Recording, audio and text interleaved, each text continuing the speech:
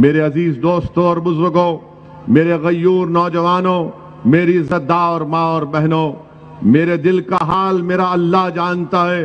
میں اگر یہاں پر آیا ہوں تو آپ کو نیتا بنانے کے لیے آیا ہوں، آپ کی حصے داری کی لڑائی لڑنے کے لیے آیا ہوں، آپ کو مان سمان ملے، آپ کی جان کی قیمت اور آپ کی زندگی کی اہمیت دنیا کو معلوم ہو جائے۔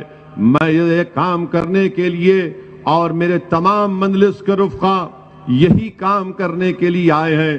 یاد رکھیے، اگر آپ وہ دل فریب سیکولرزم کی باتوں میں دوبارہ اگر آپ کو پھسلایا جائے گا، یاد رکھو اتر پردیش کے مسلمانوں، یہ سیکولرزم کے نام پر جس طرح ہم چھوٹے بچوں کو کھلونا دے کر ان کا دل بہلاتے ہیں، پچھلے 50 سال سے مسلمانوں کو سیکولرزم کی جھوٹے اور دل فریب باتوں پر ہمارے پاس ایک کھلونے کی طور پر دے کر ہم کو پیچھے کر دیا گیا، ہم سے انصاف نہیں کیا گیا۔ میرے عزیز دوستوں اور بزرگوں، مجلس کبھی سیکولرزم کے خلاف نہیں تھی، نہ رہے گی۔ مجلس سیاسی سیکولرزم کے خلاف ہے، مجلس اس سیکولرزم کے خلاف نہیں ہے جس کا ذکر بھارت کے سمویدھان میں کیا گیا، جس کا ذکر بھارت کے پریامبل میں کیا گیا۔ ہم اس سیکولرزم کو مانتے ہیں۔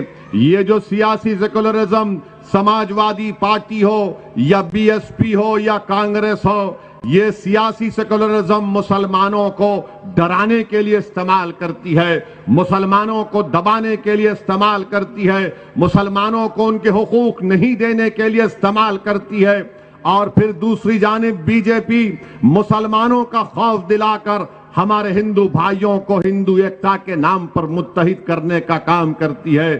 بتائیے میرے عزیز دوستو، چکی کے دونوں پارٹ میں ہم پیچھے جا رہے ہیں، مگر میں آپ سے کہہ رہا ہوں کہ اب ہم پیچھے نہیں جائیں گے۔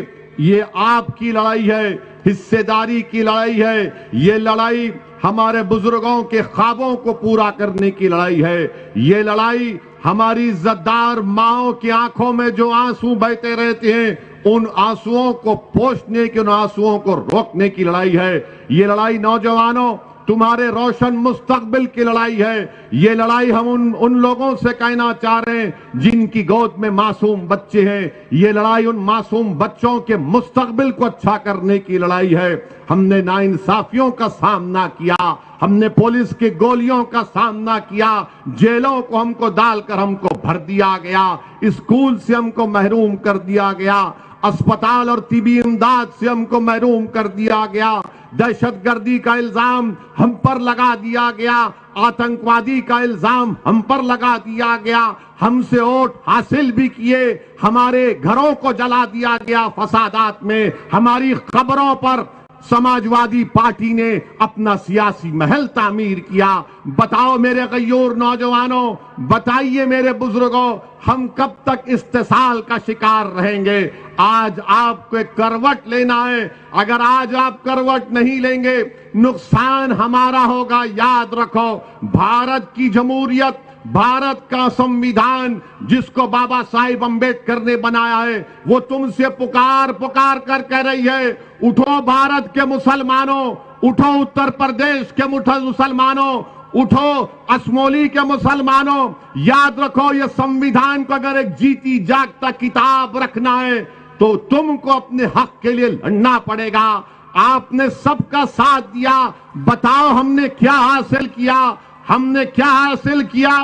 ہم نے ملیانہ حاصل کیا۔ ہم کو کیا ملا؟